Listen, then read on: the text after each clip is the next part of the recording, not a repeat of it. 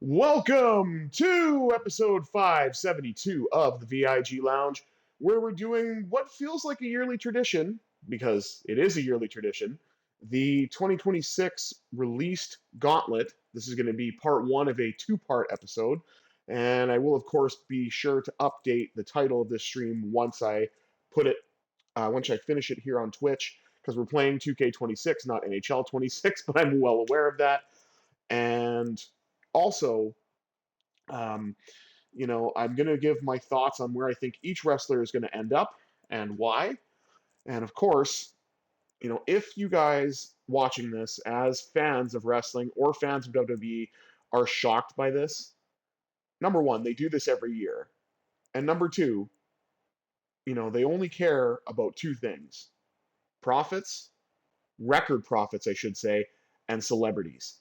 So this is no shock to anybody who genuinely understands the business, because all they want to do is show, hey, we made record profits. We made even more money to make the shareholders happy by cutting contracts that we feel we can't use. And if you want my honest opinion about that, I'd be happy to give it to you, but we'd be here all day.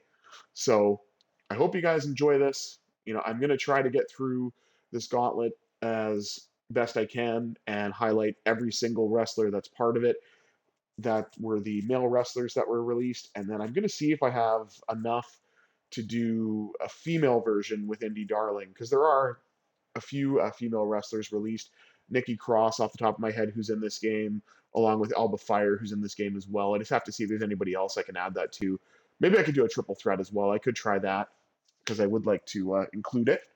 So with that said, please remember to like, share, comment, and subscribe. All that good stuff, as we've gotten a 2-minute intro. Now let's jump right in to the Released Wrestlers Gauntlet, Part 1, here on the VIG Lounge.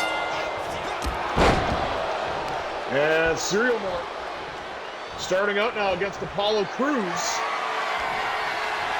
And I think he's going to resurrect Yuha Nation and go to AEW.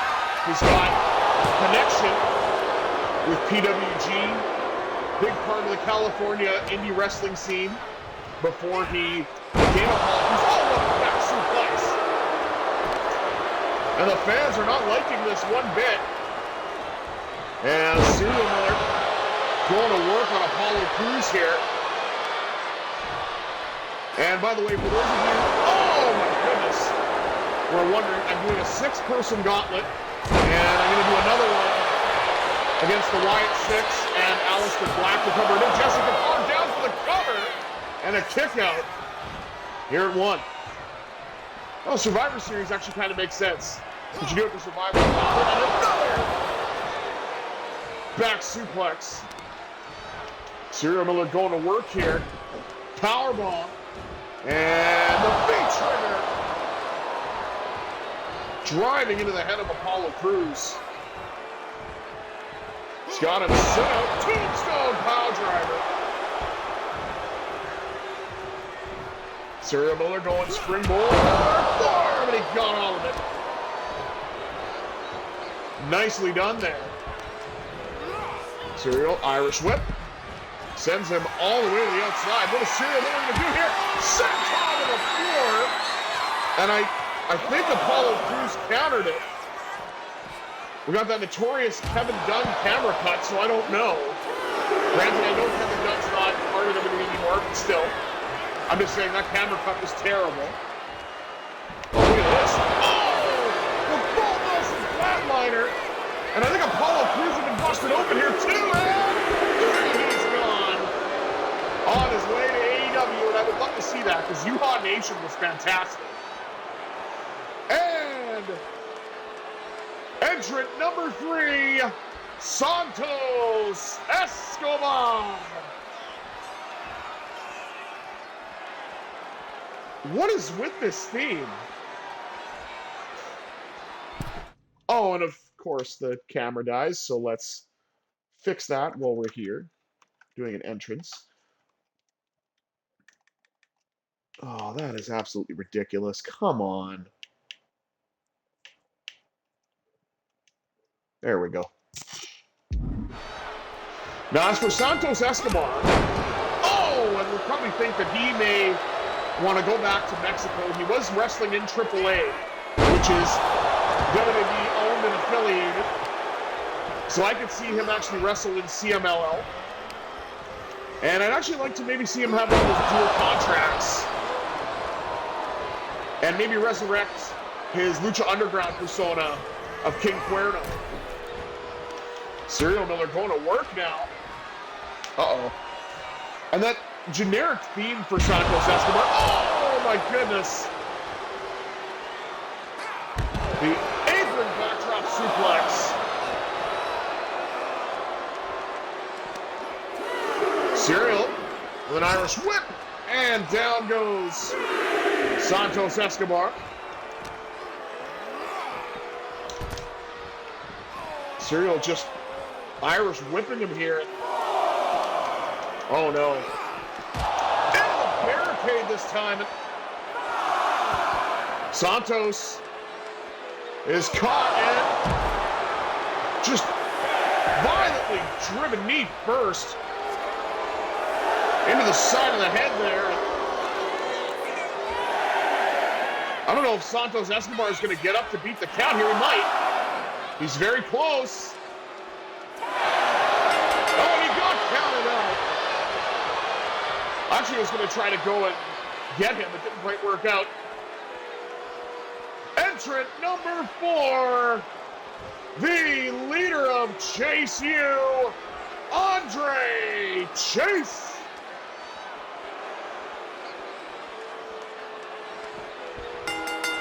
Now with Andre Chase, I could see him. Oh, look at it.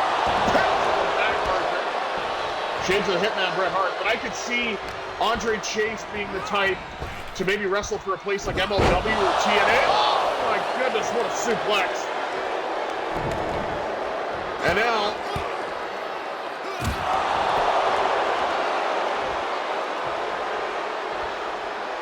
go ahead. SerialMiller with a head kick. But also one place I might shout out actually for Andre Chase potentially, Maple Leaf Pro Wrestling, because it's a smaller market, sure, and it's Canadian, but they have had somebody like Tom Pestock, a.k.a.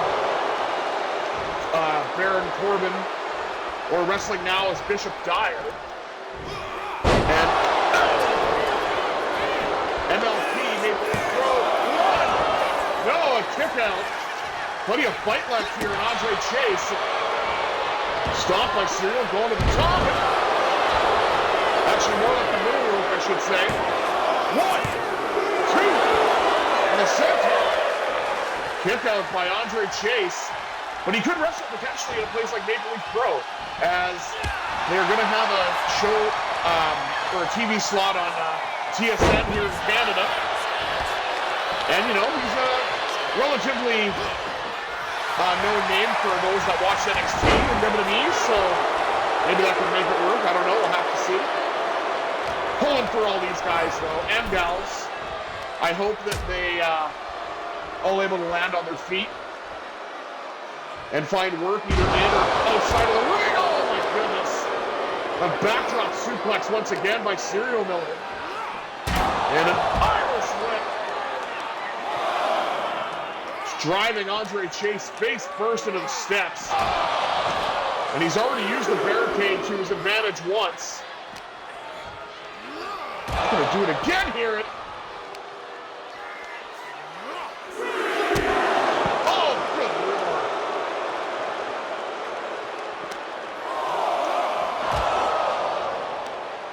That's what he wanted, and look out here. A Russian leg sweep into the barricade. Shades of Raven. Serial getting in now, waiting for his opponent.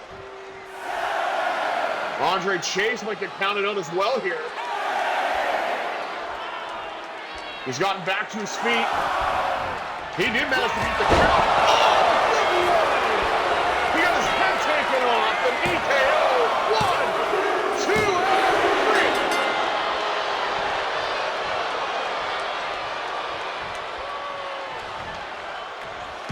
3. Entrant number 4. He is a member of the Motor City Machine Guns, Alex Shelly.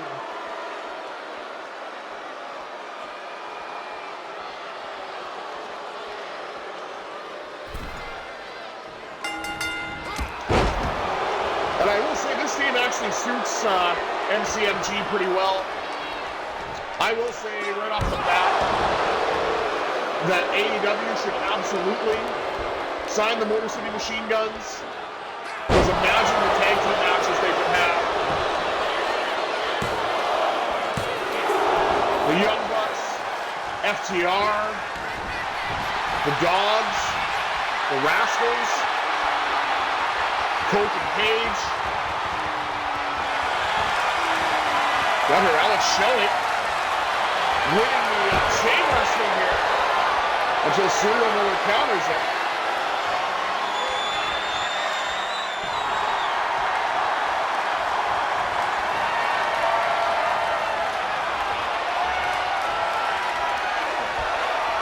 Alex Shelly now getting the better of it once again. Wrenching. Got here, Serial. I hate how long some of these sequences could be, but if I can finally get out of it, I would like to. Fans aren't happy with the chain wrestling. They want action. Now Alex Shelly with a hammerlock.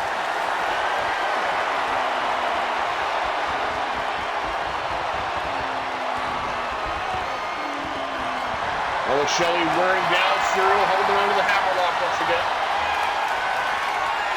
But I also see that Alex Shelly doesn't go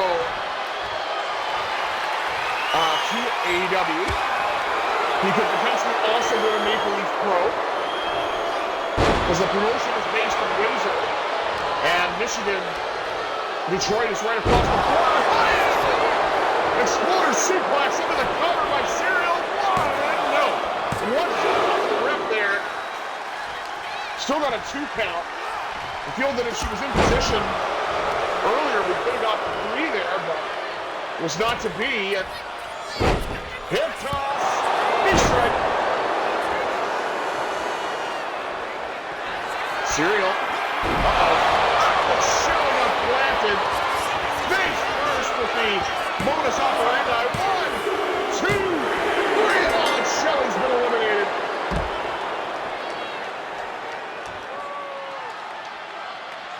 And entrant number 6, the final entrant of the gauntlet, the other member of the Motor City Machine Guns, Chris Sabin.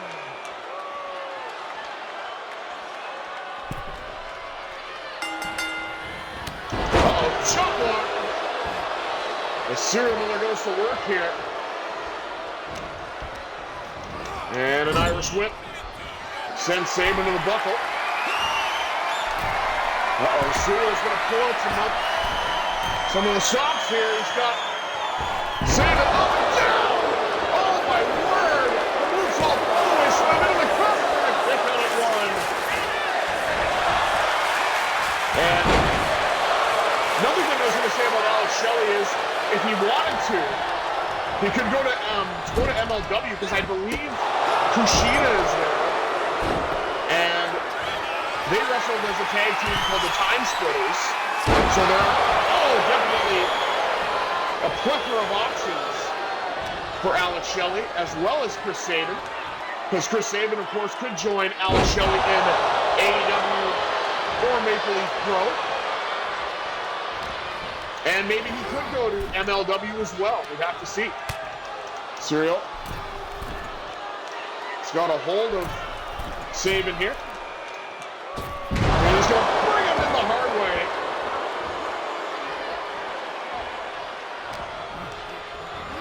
Irish whip. Nice counter there from Sabin. Reversed by Serial in time. Set for the ride. Missed it completely. I don't know if that's going to be the chop block or a spear, but we'll never know. Is Sabin with an excellent counter there. Serial's got Sabin caught once again. And going for the follow-away slam, but this was countered into a modified crossbody by the former TNA World Heavyweight Champion, Chris Sabin. I mean, maybe him and Alex Shelly could go back to TNA as well, but I don't know. I just kind of find it hard to want to go back and wrestle for a company that's affiliated with the company that released you. But changing things have happened. So again, I certainly hope everything goes well for him. Look at him, toss knee strike. Oh, look at this play possum. Sabin with the inside cradle and a kick out before the count of one. Counter down, Sabin, nice and flat.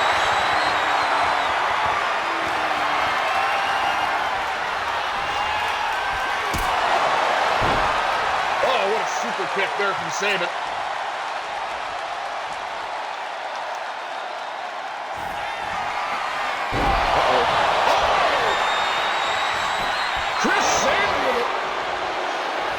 Using SerialMiller's own move and kicks him. He got every bit of that, but SerialMiller kicked out. It telegraphed. Reversal. High angle exploder, and he got all of it. Both men are down. SerialMiller's exhausted. He's gone through 5 other competitors. I was hoping to see more actually of Santos Escobar, but unfortunately he didn't beat the count. Oh my goodness, what a shot that was! The knee KO in the face there, coming off the rope. 2 before the face, and that's it. Here is your winner, SerialMiller.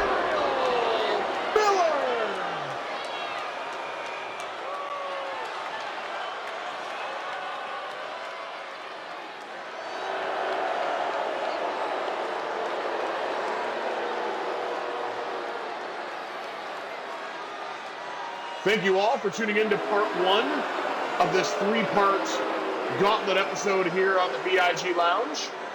I have been the Visually Impaired Gamer 1987. Please join me momentarily after I set up the Gauntlet participants in part 2. But if this is the only time that you tune in, I want to thank you once again for tuning in.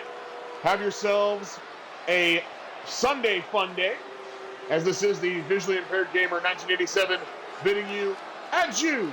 But we'll be back momentarily.